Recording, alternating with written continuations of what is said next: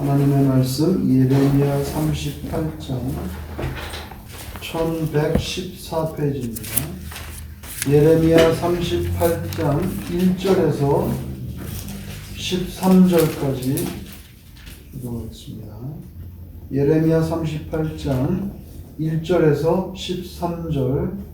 mattan의 아들 스바디아와 바스울의 아들 그다랴와 셀레마의 아들 이갈과 말기의 아들 버술이 예레미야가 모든 백성에게 이르는 말을 들은즉 이르기를 여호와께서 이같이 말씀하시되 이 성에 머무는 자는 칼과 구덩이가 전염병에 죽으리라.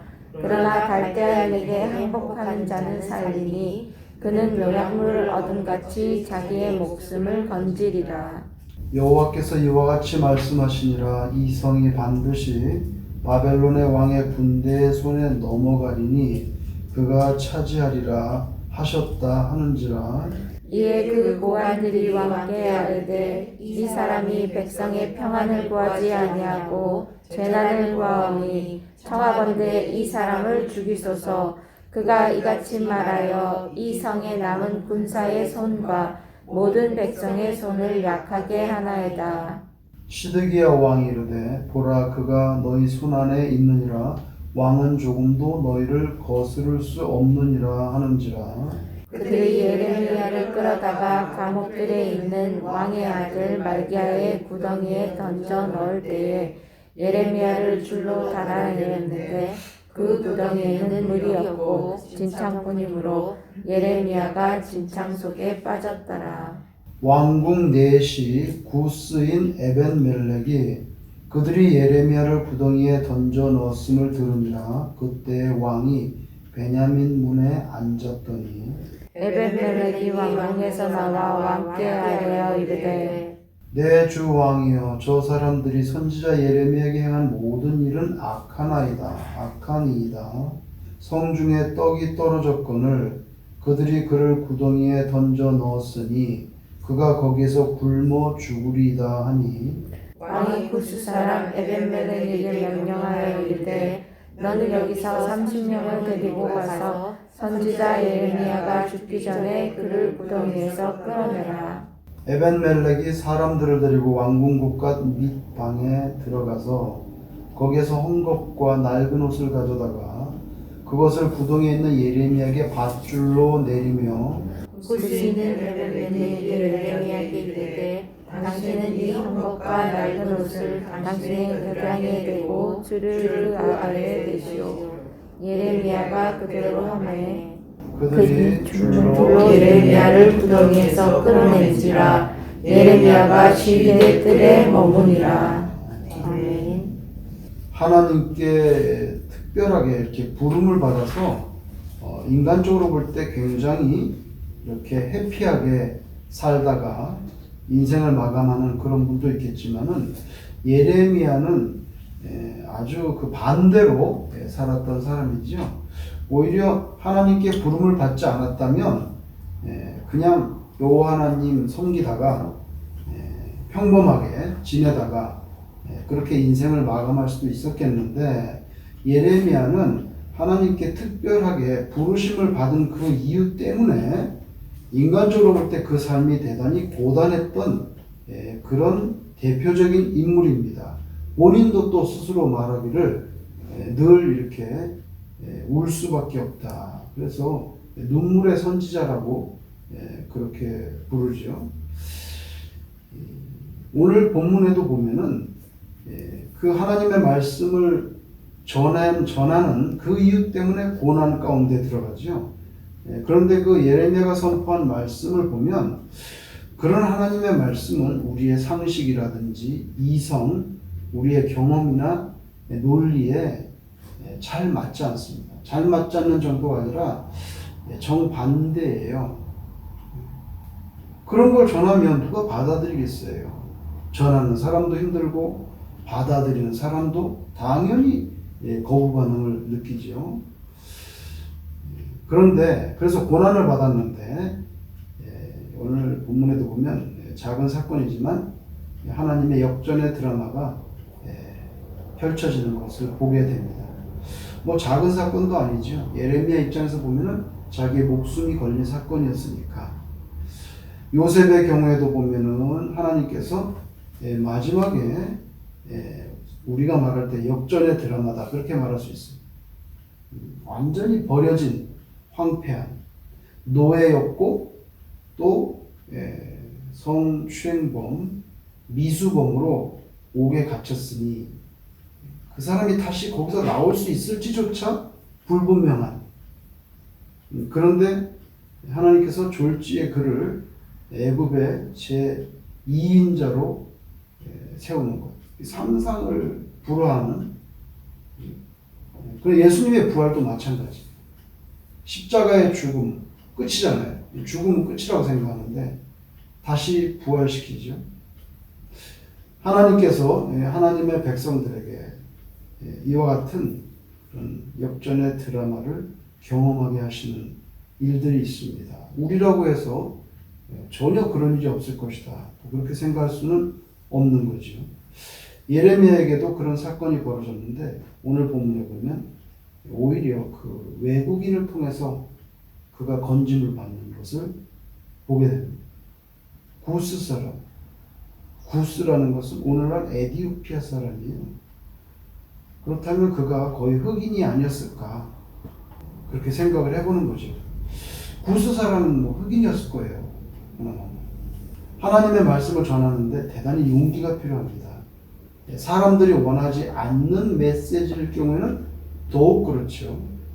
예레미야는 오늘 38장에 보면 유다 백성들에게 간단하게 말하면 살고 싶으면 바벨론에게 빨리 항복하라.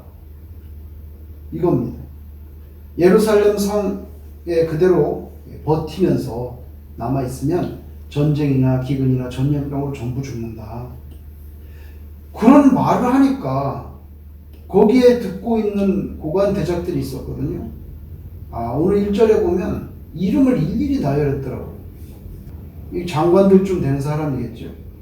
그 이름 일일이 나열하고 이 사람들이 그걸 다 들었다는 거예요. 그리고는 간단합니다. 분노가 일어났어요. 그래서 왕에게 찾아갔죠. 시드기야 왕인데 찾아가서 건의해가지고 이건 죽여야 됩니다. 더 이상 뭐 회의나 토론할 것도 없습니다. 지금 바벨론이 우리를 이렇게 에워싸고 우리가 죽기 살기로 이렇게 대치하고 있는데 백성들 앞에서 빨리 바벨론에게 항복하지 않으면 여기서 다 전쟁과 기근과 전염병을 다 죽게 된다. 이따오 말을 하고 있으니 빨리 죽여서 없애야 됩니다. 바벨론에 대해서 항전하라 이게 아니라 항복하라. 여러분 예레미야 입장에서 보면 어떨까요? 자기가 그런 말 하고도 핍박받지 않을 것이라고 생각했을까요? 아니죠. 당연히 자기는 그렇게 말하면서 계속 고난받을 거라고 알고 있었어요. 그러면 안 하면 되잖아요. 안 할 수가 또 없는 거죠. 하나님께서 하라고 하니까. 오늘 메시지 속에는요, 예레미야의 사실은 애절한 눈물이 들어있어요. 그 눈물이라는 게 뭐냐면 하나님의 진노의 심판은 확정돼 버렸어요. 재고의 여지가 없단 말이죠. 바벨론. 이건 하나님께서 끝났다. 여기에 대해서는 더 이상 얘기하지 마라. 하나님, 바벨론 물러가게 하면 안 됩니다. 이게 안 된다는 거예요, 지금. 이제는 이건 확정된 메시지이기 때문에. 그러면 하나님은 전능자시고 하나님의 뜻이 이렇게 확정됐다고 컨펌을 하셨으니 그 다음에는 할 일이 뭐냐?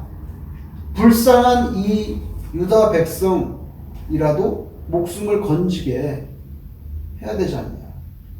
바벨론 침공과 유다 멸망은 돌이킬 수 없는 사실인데, 그러니까 하나님의 심판 속에서 한 사람이라도 더 살아남게 하려고 하는 그런 예레미야의 애끓는 그런 사랑의 힘이 자기 목숨을 내걸고 자기도 고난받을 줄 알죠. 어떻게 그런 말 하는데 살아남겠어요? 그런데 그 사랑의 힘이 자기 목숨을 내걸고 앞으로 나가게 하는 겁니다. 2절에 보니까 여호와께서 이와 같이 말씀하시되, 이건 사람의 말이 아닙니다. 이렇게 말하는 거죠. 하나님이 말씀하시기를 이렇게 말하는 거예요. 이건 제가 드리는 말씀이 아닙니다. 하나님이 하시는 말씀인데 이 성에 머무는 자는 칼과 기근과 전염병에 죽으리라. 그러나 갈대아인에게 항복, 갈대아인은 바벨론 사람들이거든요. 항복하는 자는 살리니 그는 노량물을 얻은 같이 자기의 목숨을 건진다. 그러니까 그 고관대적들이 왕에 가서 4절에 청하건대 이 사람을 죽이소서. 이 성에 남은 군사의 손과 모든 백성의 손을 약하게 하나이다. 안 그래도 힘든데 사기를 다 떨어뜨리고 군인들이 어떻게 싸울 수 있겠습니까? 백성들의 민심이 어떻게 되겠습니까? 왕이시여. 빨리 죽여서 없애야 됩니다. 그게 시드기야가 들어보니까 그거 맞는 말이잖아요. 사실 틀린 말 아니죠. 그죠? 그래서 5절에 보라 그가 너희 손 안에 있느니라. 왕은 조금도 너희를 거스를 수 없느니라. 사실상 예레미야의 목숨을 알아서 하시라고 내줘버린 거예요. 여러분 지금까지도 예레미야는요 편안하게 산 게 아니에요. 예를 들면 오늘 38장인데 37장에도 보면 계속 갇혀 있었어요. 37장 16절에 보면 예레미야가 뚜껑 씌운 웅덩이에 들어간 지 여러 날 만에 이렇게 되어 있습니다. 37장 읽어보면 이미 고관들이 하도 그런 엉뚱한 소리를 하니까 서기관 요나단의 집에, 그게 감옥이었는데 그 집이 감옥으로 쓰이고 있었는데 그 서기관 요나단의 집에 보내가지고 뚜껑 씌운 웅덩이에다가 집어넣었어요. 그 뚜껑을 덮어버린 거예요. 그렇게 살고 있었어요 이미. 그리고 또 37장 21절에 보면 그걸 또 꺼내가지고 시드기야 왕국의 감옥의 뜰에다가 갖다 놨어요. 거기도 또 사실 가둬놓은 거죠. 장소만 옮긴 거예요. 깜빵 바꾸는 거랑 똑같아요. 그래서 시드기야 왕궁 뜰에 있는데 거기서 또 오늘 38장 이 말씀을 또 전하는 거예요. 그러니까 아유 죽여야 되겠다. 봐주려고 해도 봐줄 수가 없네. 이렇게 된 거죠. 여러분 우리가 용기가 없어가지고 하나님의 말씀을 제대로 전하지 못하는 그런 경우는 없겠는가. 말해야 되는데 용기가 없어서 쭈삣쭈삣하거나 결국에는 입을 다물어 버리는. 지난 주일날에도 보니까 고린도에 갔다가 바울이 너무 힘든 거예요. 계속 채찍 맞고 막 모함당하고 이러니까 이제 여기서 좀 가만히 좀 있어봐야 되겠다. 실제로 그랬잖아요. 자기 고린도 교회 편지에 보면은 내가 심히 두려웠더라고. 그럼 하나님 예수님이 나타나셔가지고 말하라. 말하라고. 여기에 구원받을 백성이 많이 있다. 여러분 예레미야의 선포는 유다 백성에게는 최악입니다. 망한다고 그러고 죽는다고 그러고. 그렇죠? 매국노 중에 매국노로 간주될 게 뻔해요. 근데 문제는 그 사람들이 볼 때는 매국노인데 예레미야가 볼 때는 이거 100% 사실이거든요. 그리고 하나님께서 전하라고 하잖아요. 그렇죠? 바벨론 통한 멸망 확정됐어요. 매국노라는 소리 듣지 않으려고, 그리고 뻔히 예상되는 당대 정권으로부터 핍박을 두려워해가지고 하나님의 확정된 뜻을 선포하지 않고 숨어 살거나 하나님 좀 못합니다. 제가 뭐 개죽음 당할 일이 있습니까? 전 못합니다. 그래서 숨어 살거나 아니면 바벨론에게 망할 리가 없습니다, 여러분. 하나님의 성전이 예루살렘에 이렇게 건재하게 서 있는 한 하나님이 우리와 함께 하십니다. 어떻게 우리 하나님이 함께 하시는데 성전도 이렇게 있는데 우리가 바벨론에게 망한다는 것입니까? 그럴 리가 없습니다. 이렇게 말할 수 있습니다. 근데 그때 거짓 선지자는 실제로 그렇게 말했거든요. 평안하다, 평안하다 그랬거든요. 거짓 선지자들이 많이 있었어요. 성경에 나오잖아요. 근데 예레미야는 그렇게 하지 않고 똑바로 전함으로 인해서 많은 핍박을 받았지요. 하나님께서 이 사건에 대해서는 가만히 계시지 않았어요. 구스 출신의 에디오피아 사람 넷이 황관이죠. 에벤멜렉을 시드기야에게 보내가지고 이의를 제기합니다. 그러니까 여러분 시대가 아무리 험악하고 사조가 아무리 이상하게 흘러가도 정의를 추구하고 하나님을 올바로 믿는 사람은 구석구석 어딘가에 숨어 있는 거죠. 엘리야도 그랬잖아요. 하나님 이세벨이 다 죽이고 이제 저밖에 안 남았는데 저도 여기서 그냥 죽었으면 좋겠어요. 나만 홀로 남았으니. 하나님 뭐라 말씀하십니까? 왜 그러냐? 왜 그러냐? 바알에게 무릎 꿇지 않고 입맞추지 않은 7,000명을 내가 뒀는데 너 왜 너 혼자라 그러냐? 우리가 착각하잖아요. 그죠? 착각한다. 곳곳에 하나님께서 숨겨놓으셨어요. 이번에는 이 외국인 에벤멜렉을 시디기야에게 보내가지고 이렇게 하는 거 옳지 않습니다. 지금 이 성내에 식량 떨어졌는데 이렇게 가둬두면은 예레미야 굶어 죽는데 이게 옳은 일입니까? 아유, 이것도 사실 위험한 일이에요. 왕이 허락 다 해가지고 이미 끝난 문제인데 이것도 일종의 자기 목숨을 내놓는 거죠. 그런데 어떻게 외국인 주제에 또 주제넘게 간섭하는 듯이 왕에게 가서 이런 이의를 제기합니까? 근데 놀라운 것은요, 이 오늘 본문을 보면서 놀라운 게 또 한 가지 뭐냐면 시드기야가 마음을 바꿨다는 거예요. 아니 그렇게 말한 지 얼마 됐다고. 군사 30명 내줄 테니까 네가 데려와서 예레미야 다시 건져오자. 아니 어떻게 이렇게 금방 마음이 바뀝니까 사람이? 예? 이것도 저는 인간적으로 볼 때 또 하나의 기적이라고 생각해요. 자기가 이미 다 그렇게 해놓고서는 군사 30명을 왜 내줍니까 여러분? 왜 내줍니까? 그냥 에벤멜렉 보고 가서 건져내라 그러는데 왜 내줍니까? 거기서는 이제 싸움이 붙죠. 예. 요새 시대로 말하면 뭐 옛날에 안기부하고 경호실장하고 권총들이 되고 서로 싸울 수 있는 거죠. 그러니까 군사 30명 내줄 테니까 병력 가져가서 구출해 내라는 거잖아요. 이거 쉬운 일은 아니거든요. 여러분 예레미야는 진창에 빠져서 굶어 죽게 됐습니다. 그런데 하나님께서 모른 척 하지 않으시고 이제 에벤멜렉을 사용하셔서 시드기야의 마음을 바꾸시는 것을 볼 수가 있어요. 여러분 이게 하나님이 하시는 일이죠. 결정적인 순간에 특정한 인물을 통해서